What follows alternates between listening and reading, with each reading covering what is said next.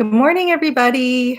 Capricorn, we're talking about your November 2019, so welcome. And before we get started, I do have a new website. I used to be at freshastrology.com. Now I'm at leesears.com. It's in the description. And if you go there, I have a membership lounge, and it's like a private YouTube space where I do the forecast early. You see them first there. And so I've got November is already up there, and half of 2020 is up. So you'll see things first there and more in depth. And I do also weekly forecasting. I do a little astrology instruction. And each month you'll be eligible in a drawing for a free reading with me that we'll record, and then people inside the lounge can listen to. So come join us there. Let's get to your reading. So November is an active month. It doesn't mean necessarily you'll be running around physically active, maybe, but it just feels very like there's a lot going on to me. So let's take a look at that. As you know by now, I'm sure, if you pay attention to astrology, you're hosting kind of the it girl of the astrological season. You've got the focus of Saturn and Pluto in your sign. So, you're very accustomed to this energy. It's nothing new to you. So if you didn't know you had that, don't think, oh my, and don't start reading a lot about Pluto. There's a lot of scare astrology out there. I mean, part of the reason I'm here on YouTube, the reason I'm here on YouTube is because when I first looked at astrological forecasts this is a long time ago, and there are some really good astrologers in the world. But when I first went online back in 2007, there weren't as many astrology sites. There weren't as many astrologers out there talking on YouTube. And there's a lot of scare astrology out there. So if you start, just Googling Pluto and Saturn, it can start to sound really bad. And I'm here to tell you, as somebody who has a lot of Capricorn in her chart, it's not that bad. I mean, is it easy? No. Is it a light energy? No. But it's not bad either. A lot of good has happened in my life, and I feel like if I speak to it personally, that it really built a solid foundation underneath you.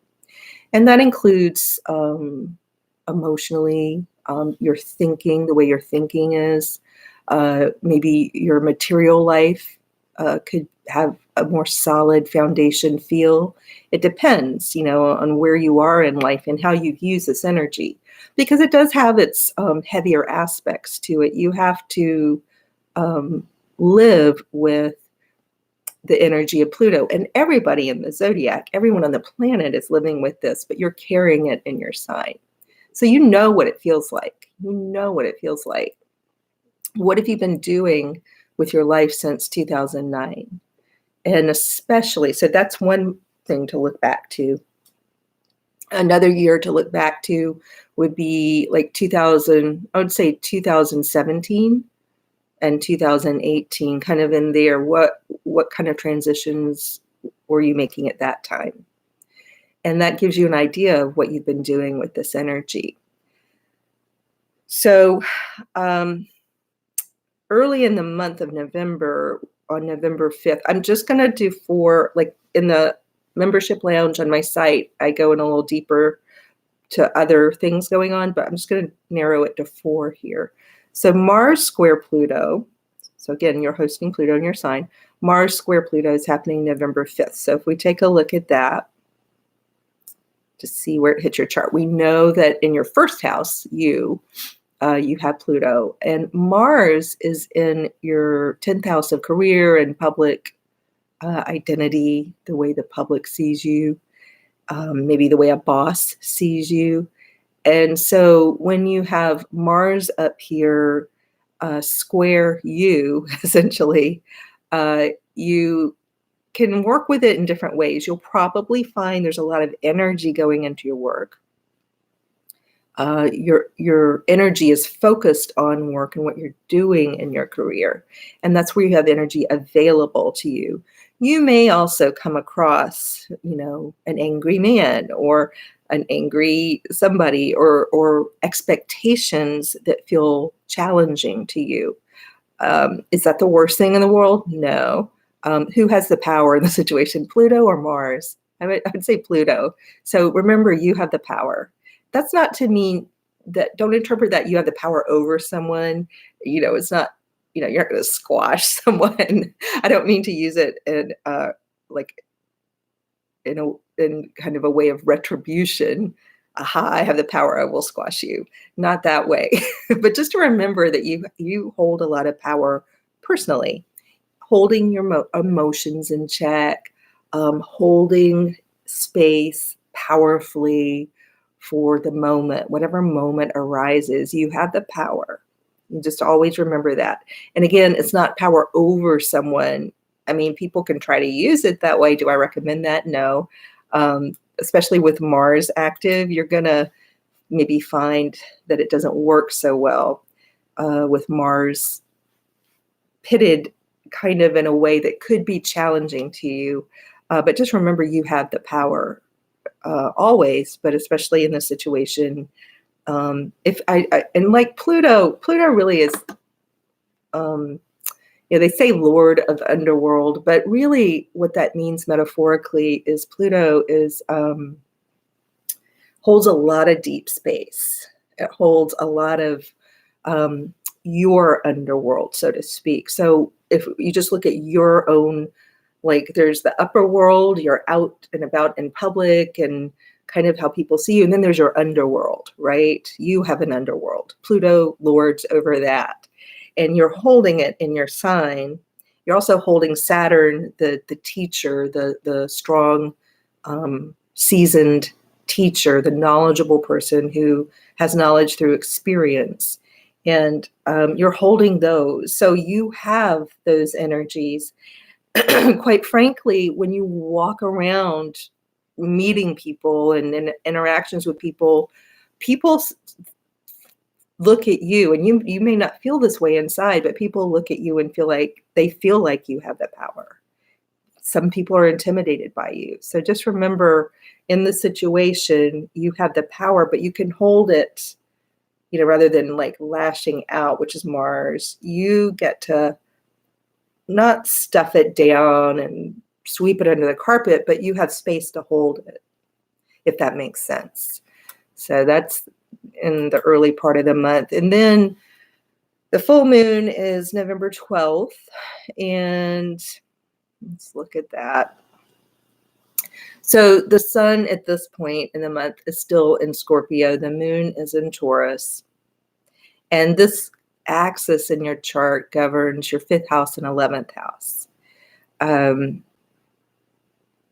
a lot going on here. There's a lot of complexity we could dive into, but essentially, full moon shines a light on.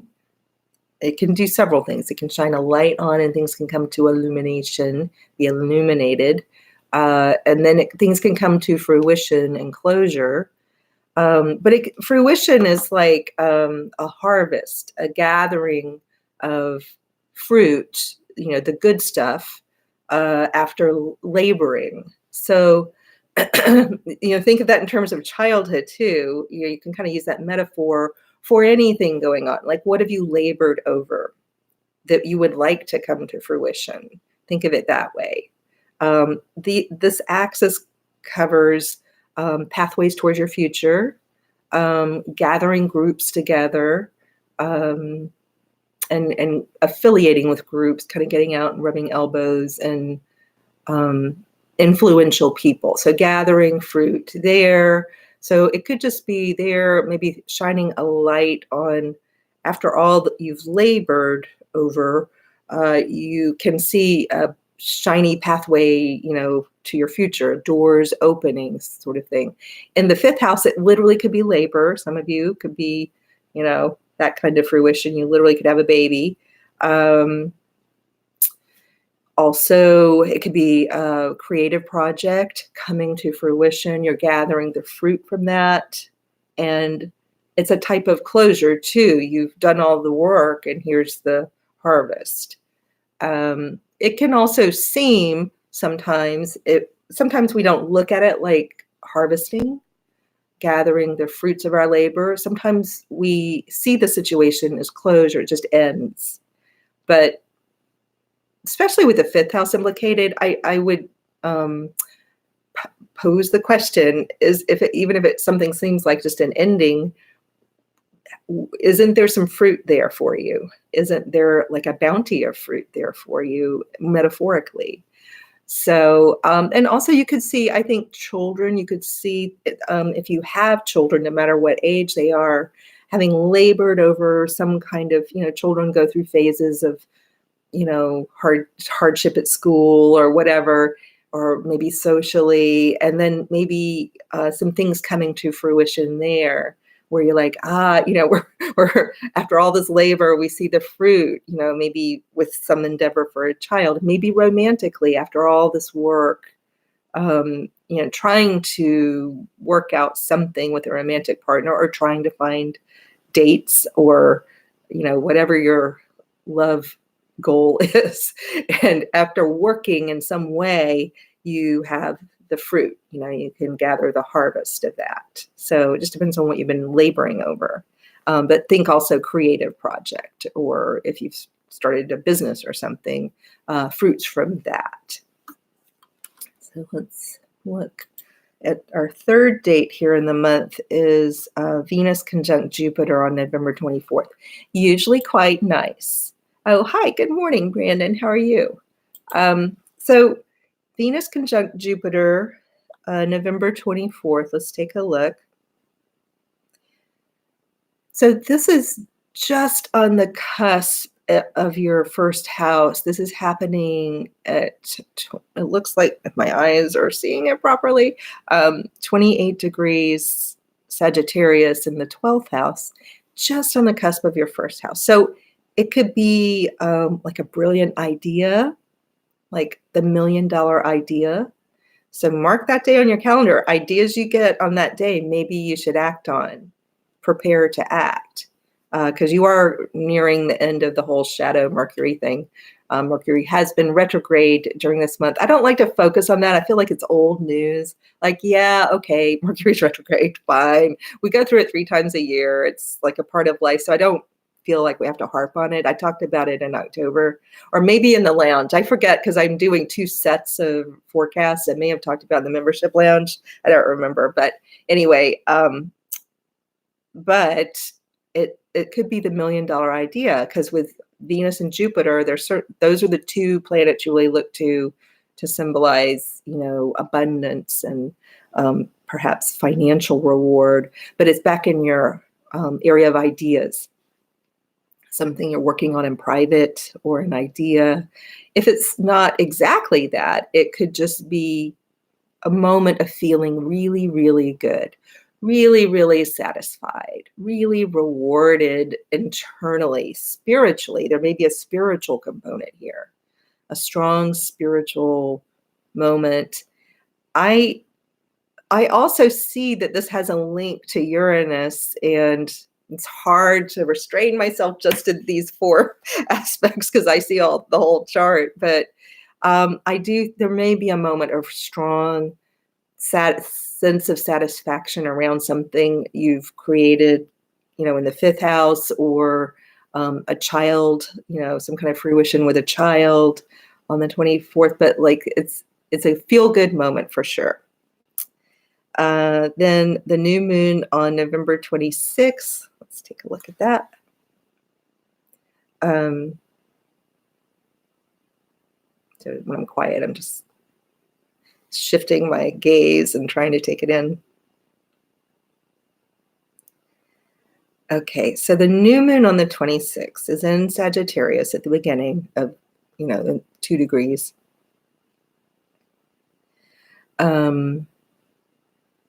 This is also in your 12th house.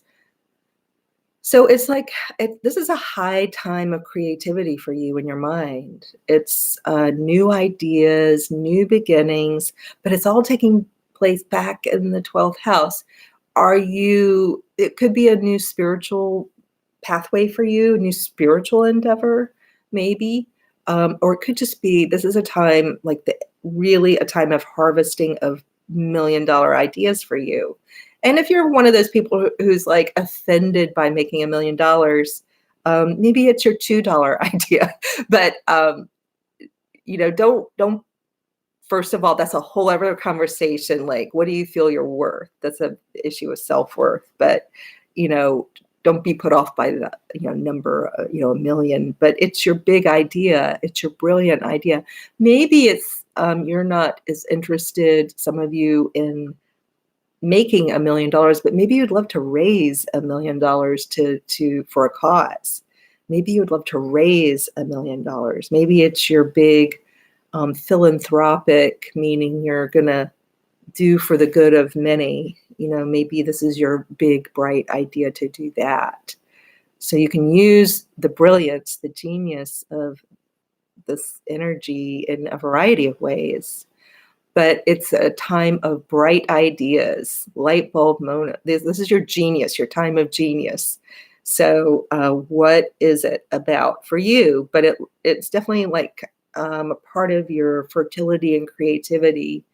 And it's definitely opening doors and pathways for you into your future. So be on the lookout, be ready. I would be doing a lot of journaling around this time, capturing those ideas, trying to get into even some just 1 minute, 2 minute meditative states to just quiet the mind. Because these kinds of ideas in the 12th house don't come from a busy mind. Like, this is not from spreadsheeting and going into hyper-analysis mode. These kinds of ideas are just coming to you as though handed. A great TED Talk to watch, maybe, for those of you who haven't seen it, is Elizabeth Gilbert's TED Talk on the muse, the creative muse, because that captures more what I'm talking about. So this isn't angsting over, oh, if I could only figure it out, if I could only be stressed enough to squeeze out this really hard idea. That's not the way this works. The way this works is it's more like the creative muse. But it doesn't have to be for a creative project. It could be for anything. But this is one of the better TED Talks. Elizabeth Gilbert really does a good job on this one, being entertaining, getting it across, getting across this idea of the creative muse. So see if you can Google and find that. And have a wonderful month, guys. Take care.